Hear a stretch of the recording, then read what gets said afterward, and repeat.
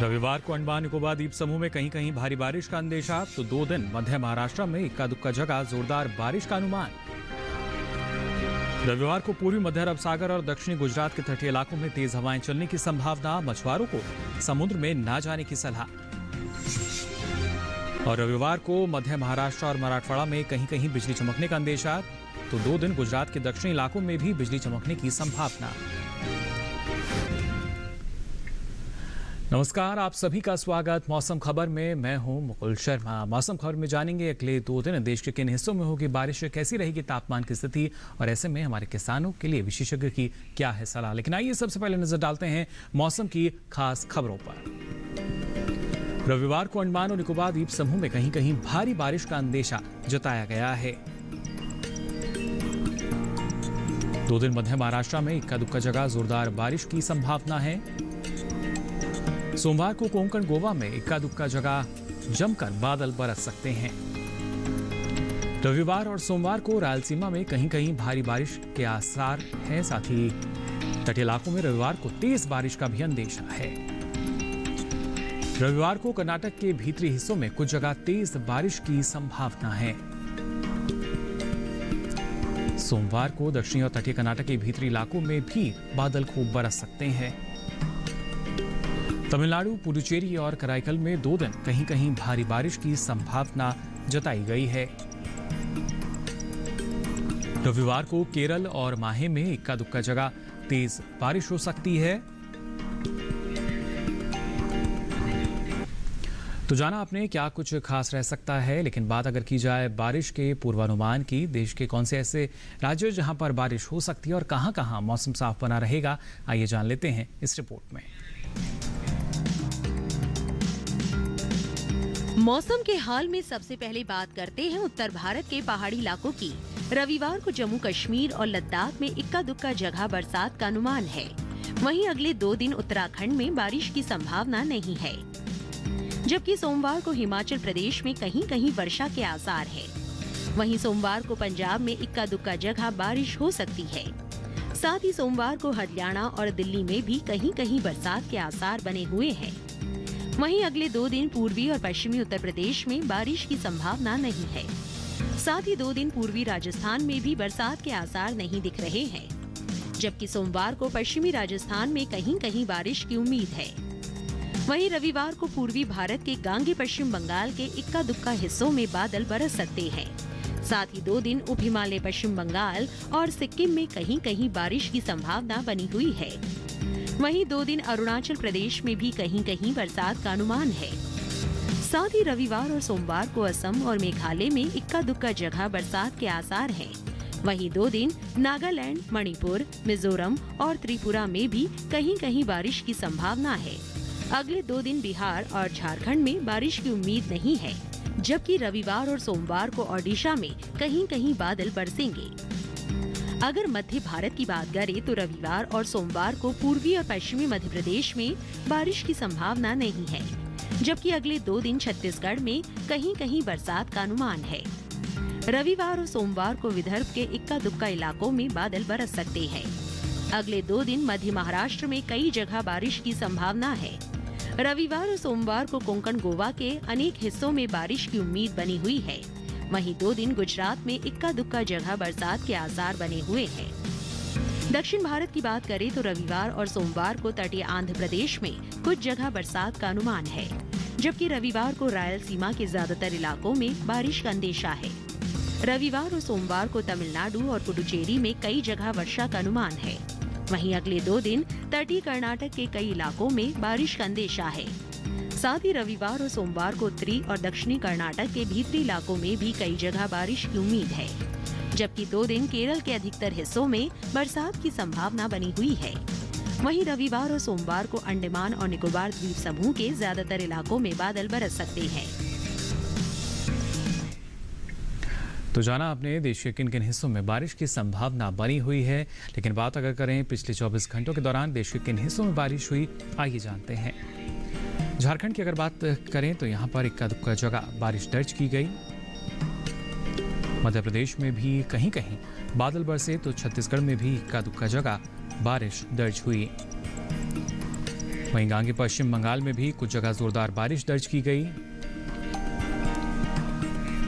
असम और मेघालय में इक्का दुक्का स्थानों पर बारिश हुई। अरुणाचल प्रदेश में भी कुछ जगह बारिश दर्ज की गई। नागालैंड, मणिपुर, मिजोरम और त्रिपुरा में भी कहीं कहीं बारिश दर्ज की गई।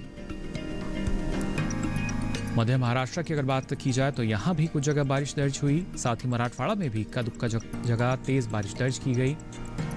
दक्षिण तटीय कर्नाटक के भीतरी हिस्सों में भी बारिश हुई। केरल और माहे में भी कहीं कहीं भारी बारिश दर्ज की गई। तमिलनाडु में इक्का दुक्का जगह भारी बारिश दर्ज हुई। तटीय आंध्र प्रदेश में भी कहीं कहीं बादल बरसे। रायलसीमा में भी कहीं कहीं जमकर बारिश दर्ज की गई। तो तेलंगाना में भी इक्का दुक्का हिस्सों में तेज बारिश हुई। अंडमान और निकोबार द्वीप समूह के ज्यादातर इलाकों में भी बारिश दर्ज की गई। बारिश की स्थिति आपने जानी पिछले 24 घंटों के दौरान क्या रही। तेज हवाओं की अगर बात करें तो आप देख सकते हैं पूर्वी मध्य प्रदेश में इक्का दुक्का जगह तेज हवाएं चली। साथ ही मध्य महाराष्ट्र में भी कुछ जगह तेज हवाएं चली। तो कोंकण गोवा में भी इक्का दुक्का जगह तेज हवाएं दर्ज की गई। वहीं गुजरात में भी कहीं कहीं तेज हवाएं दर्ज हुई। जाना आपने बारिश और तेज हवाओं का हाल। अब आइए बात करते हैं मौसम खबर में तापमान के हाल की। सबसे पहले जान लेते हैं अधिकतम तापमान का हाल। असम और मेघालय में कई जगह अधिकतम तापमान सामान्य के मुकाबले 3 से 5 डिग्री सेल्सियस अधिक दर्ज हुआ। वहीं तटीय आंध्र प्रदेश में कुछ जगह अधिकतम तापमान सामान्य के मुकाबले 3 से 5 डिग्री सेल्सियस अधिक रहा। साथ ही पश्चिम बंगाल और सिक्किम में भी कुछ जगह अधिकतम तापमान सामान्य की तुलना में 3 से 5 डिग्री सेल्सियस अधिक यानी ऊपर दर्ज किया गया। ओडिशा की बात करें तो कई जगह तापमान सामान्य से 1.5 से 3 डिग्री सेल्सियस ऊपर दर्ज हुआ। इसके साथ ही झारखंड में भी अनेक हिस्सों में तापमान सामान्य की तुलना में 1.5 से 3 डिग्री सेल्सियस ऊपर रहा। जम्मू कश्मीर और लद्दाख में कुछ जगह तापमान सामान्य की तुलना में 1.5 से 3 डिग्री सेल्सियस अधिक दर्ज हुआ। इसके विपरीत अंडमान और निकोबार द्वीप समूह में कुछ जगह अधिकतम तापमान सामान्य से 3 से 5 डिग्री सेल्सियस कम दर्ज किया गया। देश में सबसे अधिक तापमान पश्चिमी राजस्थान के गंगानगर में रहा। यहाँ तापमान 39 डिग्री सेल्सियस दर्ज हुआ। और अधिकतम तापमान के बाद अब आइए रुक करते हैं न्यूनतम तापमान के हाल का। सबसे पहले अगर बात की जाए हिमाचल प्रदेश की तो आप देख सकते हैं कई इलाकों में न्यूनतम तापमान सामान्य की तुलना में 3 से 5 डिग्री सेल्सियस अधिक रहा। साथ ही उत्तराखंड में भी कुछ जगह न्यूनतम तापमान सामान्य की तुलना में 3 से 5 डिग्री सेल्सियस अधिक दर्ज किया गया। पंजाब में भी कुछ जगह न्यूनतम तापमान सामान्य के मुकाबले 3 से 5 डिग्री सेल्सियस अधिक रहा। इसके अलावा पश्चिमी राजस्थान में भी कुछ स्थानों पर तापमान की यही स्थिति दर्ज हुई। पश्चिमी मध्य प्रदेश की अगर बात करें तो कुछ इलाकों में न्यूनतम तापमान सामान्य से 3 से 5 डिग्री सेल्सियस अधिक रहा। वहीं जम्मू कश्मीर और लद्दाख के ज्यादातर इलाकों में तापमान सामान्य से 1.5 से 3 डिग्री सेल्सियस अधिक रहा। गुजरात में कई स्थानों पर तापमान सामान्य से 1.5 से 3 डिग्री सेल्सियस अधिक दर्ज किया गया। देश के मैदानी इलाकों में सबसे कम तापमान पूर्वी राजस्थान के सीकर में दर्ज हुआ। यहां तापमान 18.5 डिग्री सेल्सियस रहा। और इसी के साथ ही मौसम खबर में यहां वक्त हो चला एक छोटे से ब्रेक का। ब्रेक से लौटेंगे तो आपको बताएंगे इस मौसम में कौन कौन से कृषि कार्य आप कर सकते हैं। फिलहाल रुकने एक छोटे से ब्रेक के लिए जल्द हाजिर होंगे। आप बने रहिए दूरदर्शन किसान पर।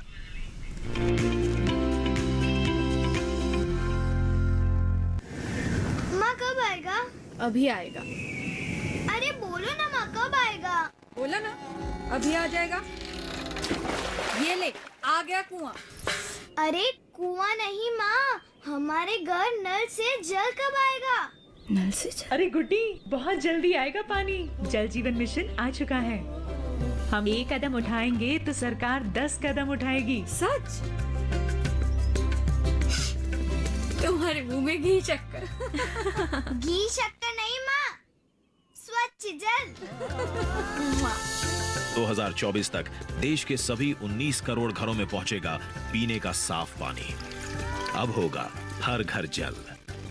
जल जीवन मिशन, जल शक्ति मंत्रालय, भारत सरकार।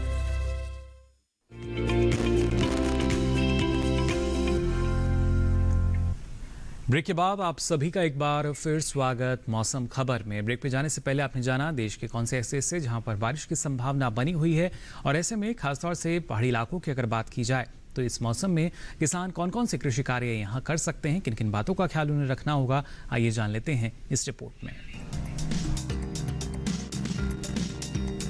मौसम को ध्यान में रखते हुए जम्मू कश्मीर के किसान पक चुकी धान की कटाई कर ले, साथ ही यहाँ के किसान मक्का की कटाई भी जारी रखे।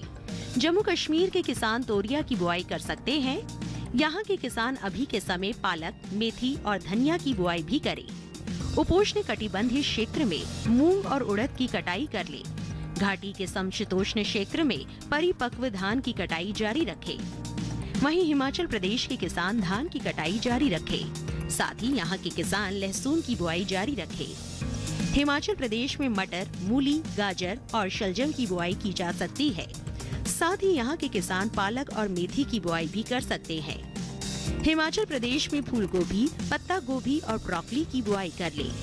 वहीं उत्तराखंड के भाबर और तराई अंचल में किसान मक्की की कटाई कर ले। साथ ही सरसों और आलू की शुरुआती किस्मों की बुआई करे। पहाड़ी इलाकों में धान की कटाई कर उपज को सुरक्षित स्थान पर रखें ताकि फसलों को नुकसान न पहुंचे।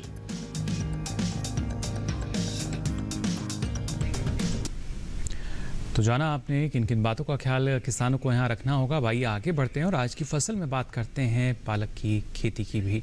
किस तरीके से आप इसकी खेती कर सकते हैं, इस दौरान आपको ऐसी कौन सी महत्वपूर्ण सावधानी है जो अपनानी होगी जिससे आप बेहतर उपज ले सकें। आइए जान लेते हैं इस रिपोर्ट में। इस समय पालक की बुआई की जा सकती है। पालक को मैदानी और पहाड़ी दोनों क्षेत्रों में बोया जा सकता है। मैदानी इलाकों में सर्दी के मौसम में ये ज्यादा बोई जाती है।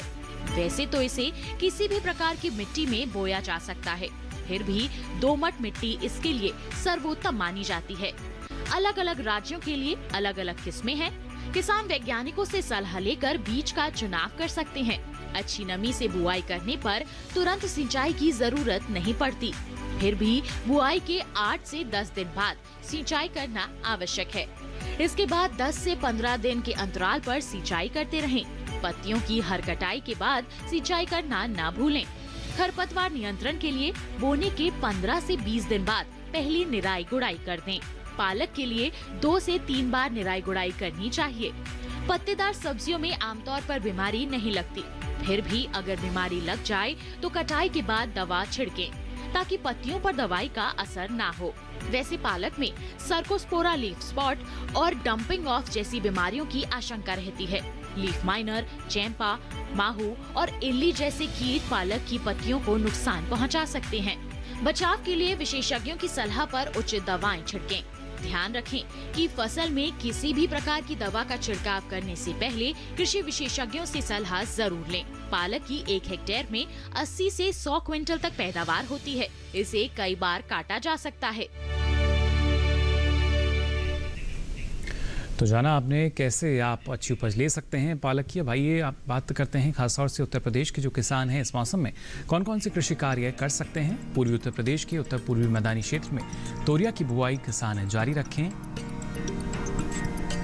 यहाँ के किसान मूंगफली की बुआई भी अभी कर सकते हैं। पश्चिमी उत्तर प्रदेश के बुंदेलखंड अंचल में चना और मटर की बुआई किसान कर लें।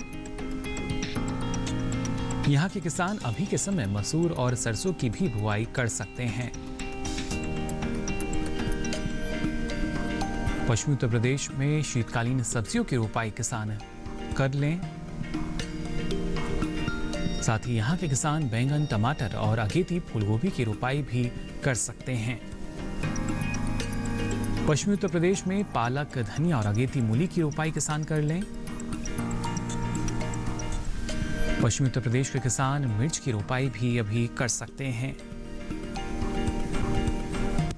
यहाँ के किसान पक चुकी मूंग और उड़द की फसल की अब कटाई कर लें। कटी उपज को सुरक्षित स्थान पर जरूर रखें। और इसी के साथ ही मौसम खबर में यहाँ वक्त हो चला एक और छोटे से ब्रेक का। जल्द हाजिर होंगे मौसम और खेती से जुड़ी कुछ और खास खबरों के साथ। आप बने रहिए दूरदर्शन किसान पर।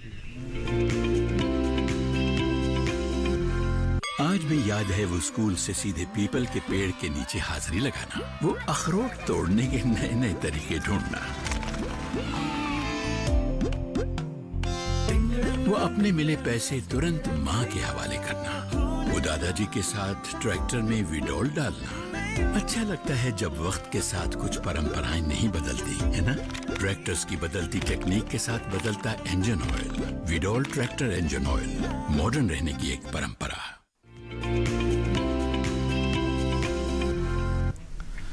ब्रेक के बाद आप सभी का एक बार फिर स्वागत मौसम खबर में। आइए अब जान लेते हैं मौसम के लिहाज से और किन किन बातों का ख्याल आपको रखना होगा। खासतौर से अगर बात करें बिहार के उत्तर पूर्व जालौर क्षेत्र की, तो यहाँ किसान फूलगोभी की पछेती किस्मों की बुआई कर सकते हैं। देर से पकने वाली किस्मों में किसान बाकी पूसा स्नोकिंग 1 और पूसा 2 की बुआई कर सकते हैं। झारखंड के दक्षिण पूर्वी पठारी क्षेत्र में कम अवधि की सब्जियों की बुआई कर लें। यहाँ के किसान फ्रेंच बीन और पत्तेदार सब्जियों की बुआई कर सकते हैं। मध्य और उत्तर पूर्वी पठारी क्षेत्र में आलू की उन्नत किस्मों की रोपाई किसान जारी रखें। झारखंड के पश्चिमी पठारी क्षेत्र में किसान धान की कटाई कर लें। झारखंड के पश्चिमी पठारी क्षेत्र में तोरिया की बुआई किसान कर सकते हैं। उड़ीसा के उत्तर पश्चिमी पठारी क्षेत्र में खरीफ धान की रोपाई किसान पूरी करें। पश्चिमी मध्य इलाकों में मूंग, उड़द और चने की बुआई किसान कर सकते हैं। ओडिशा के किसान पक चुकी मक्के की फसल की कटाई अब कर सकते हैं। और आइए अब यहां नजर डाल लेते हैं मौसम की खास खबरों पर। 2 दिन अंडमान और निकोबार द्वीप समूह में कहीं कहीं तेज हवाएं चलने की संभावना है। रविवार को कोंकण गोवा में कहीं कहीं बिजली चमकने के आसार हैं। रविवार को मध्य महाराष्ट्र और मराठवाड़ा में कहीं कहीं बिजली चमकने का अनुमान है। 2 दिन गुजरात के दक्षिणी इलाकों में इक्का दुक्का जगह बिजली चमकने की संभावना है। रविवार को तटियान प्रदेश और रायलसीमा में भी कहीं कहीं बिजली चमकने के आसार हैं। 2 दिन केरल, तमिलनाडु और पुडुचेरी में इक्का दुक्का जगह बिजली चमकने का अंदेशा है। रविवार को पूर्वी मध्य अरब सागर और दक्षिणी गुजरात के तटीय इलाकों में तेज हवाएं चलने की संभावना है। मौसम विभाग ने मछुआरों को लाल समुद्र में ना जाने की सलाह जारी की है। और आइए अब नजर डाल लेते हैं प्रमुख शहरों के तापमान पर।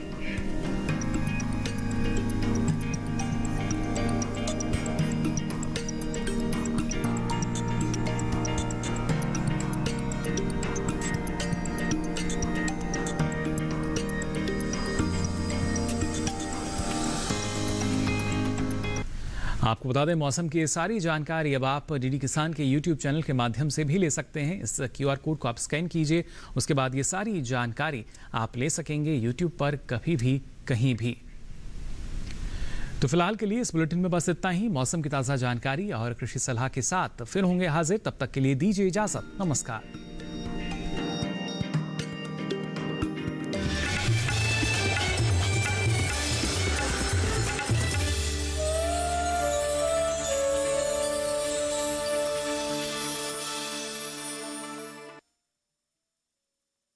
शनिवार शाम 7 बजे देसी गाय सही उपाय। देखिए कार्यक्रम स्वस्थ किसान लाइव मेरे साथ शनिवार शाम 6 से 7 बजे दूरदर्शन किसान पर। विषय गठिया न बांधे जिंदगी में गांठ, जोड़ों में दर्द, कारण और उपचार। जब आपको डिस्ट्रेस करना है तो क्या हॉबीज हैं आपके? हमको गाना बहुत पसंद है। मेरा माताजी बहुत अच्छी गाते हैं। तो हमारे दूरदर्शन के दर्शकों के लिए भी गाना सुनाइए। एक बार विदाई दे माँ घुरे आशी, हासी हासी पूर्व फांसी देखबे जगतबासी। एक बार विदाई दे माँ घुरे आशी। देखिए हमारा खास कार्यक्रम नेत्री, महिला सांसद और उनकी कहानियां, सिर्फ डीडी किसान पर।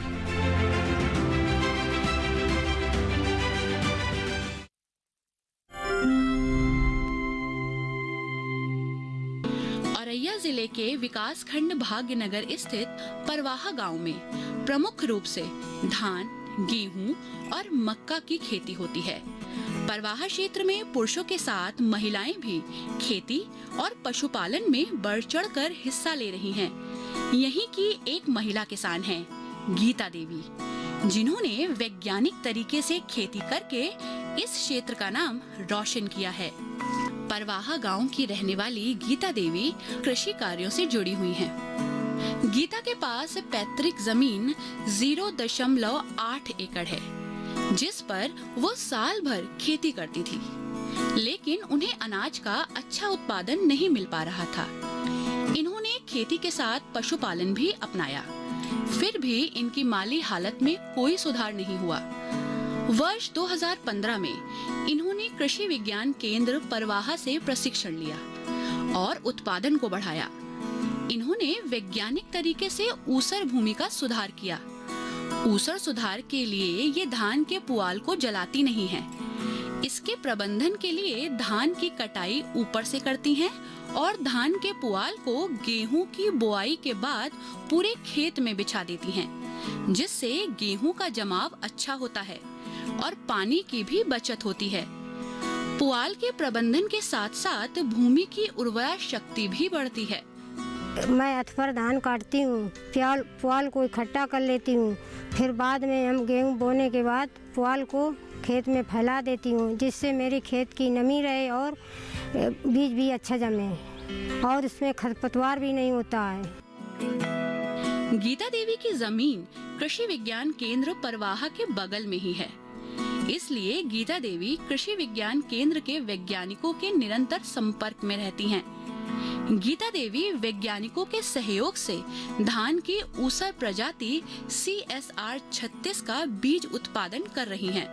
ये 8 क्विंटल बीज उत्पादन कर 30 से 35 हजार रुपए अतिरिक्त आमदनी कमा रही हैं। इनके पति राजेंद्र पाल इनको कृषि कार्यों में पूरा सहयोग कर रहे हैं। CSR 36 का बीज हम धान लगाती हूँ, उसमें जो सूखे खेत में या गीले में धान हो जाता है और हमें उसमें धान में मुनाफा भी होती है। खेती के अलावा गीता देवी ने पशुपालन के क्षेत्र में भी सफलता प्राप्त की है। पशुओं का दूध ये शहर में बेच रही हैं, जिसके दाम इन्हें अच्छे मिल रहे हैं। गीता आज पशुपालन से 60,000 तथा बीज और फसल उत्पादन से 75,000 रुपए सालाना कमा रही हैं।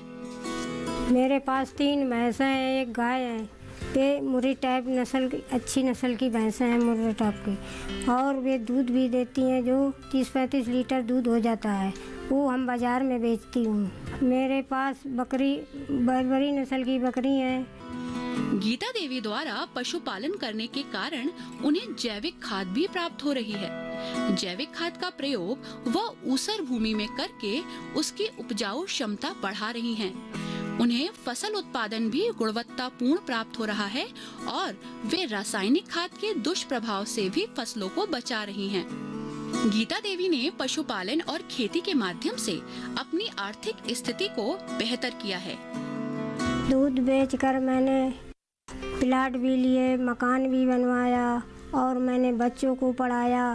पढ़ाने के बाद और मैंने खेती भी खरीदी। उस समय 4 बीघा मेरे पास ज़मीन थी, अब इस समय 4 एकड़ ज़मीन मैंने खरीद ली है। परिवार और बच्चों के साथ आज गीता खुशहाल जीवन बिता रही हैं।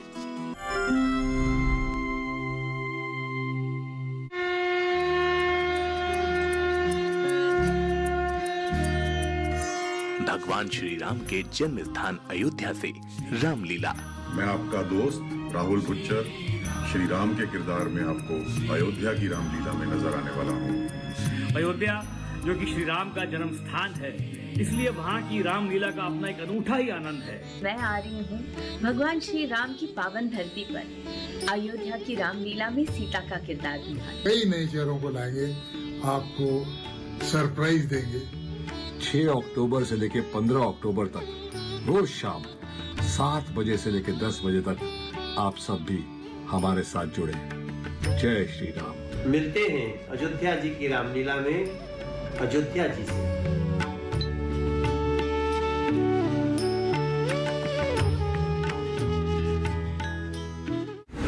आपको क्या क्या लगता है कि राज्यसभा में कौन से ऐसे मुद्दे हैं जो आप उठा सकते हैं जिससे वेस्ट बंगाल के मजदूरों को फर्क पड़ा है? हमको लगता है कि पार्लियामेंट हो या राज्यसभा हो या लोकसभा हो या असेंबली हो, ये सब जगह सिर्फ ट्रेजरी बेंच के नहीं होते, ये ऑपोजिशन के लिए होते हैं। और हम सोचते हैं हमको इधर भेजवा गया ताकि हम पीपल्स वॉइस उधर उठा सके, तो इसीलिए हम कोशिश करते हैं पीपल्स वॉइस उठाने के लिए। देखिए हमारा खास कार्यक्रम नेत्री, महिला सांसद और उनकी कहानियां, सिर्फ डीडी किसान पर।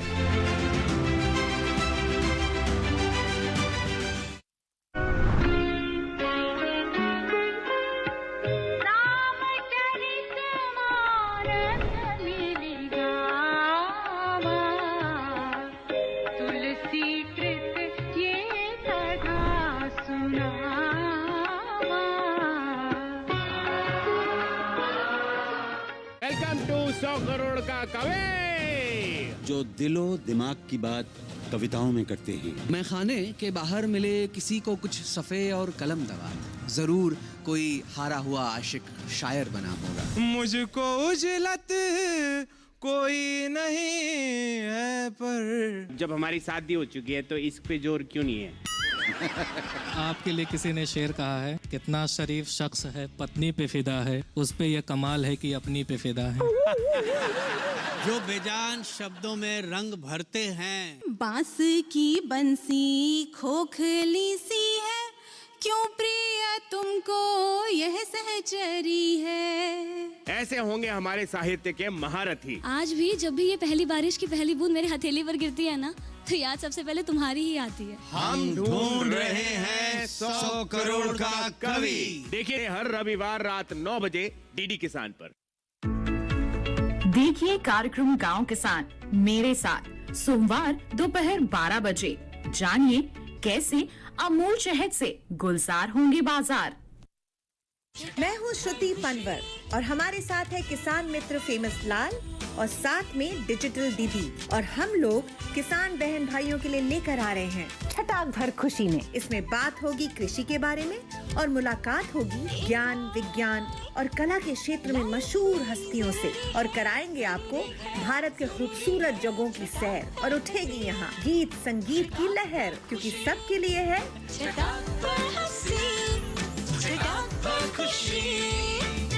छटाक भर खुशी। देखिए हर शुक्रवार शाम 4:30 बजे से।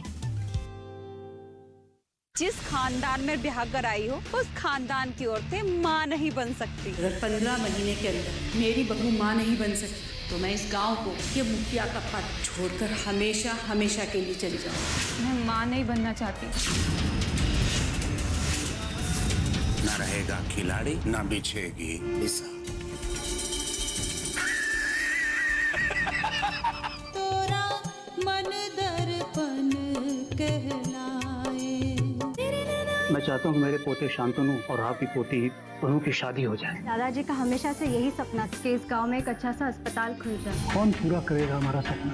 MBBS admission form. ये गाँव में वो नहीं होता है जो चाहता है भगवान, बल्कि वो होता है जो चाहता है दुबे प्रधान।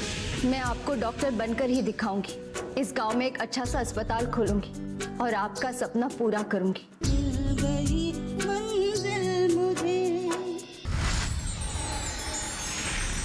मिल गई मंजिल मुझे।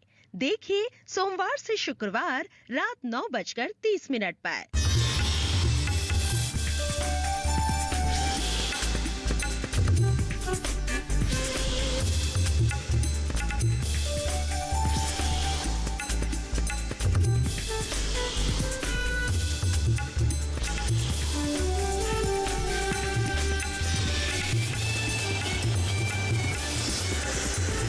डीडी किसान, बदलते भारत की शान।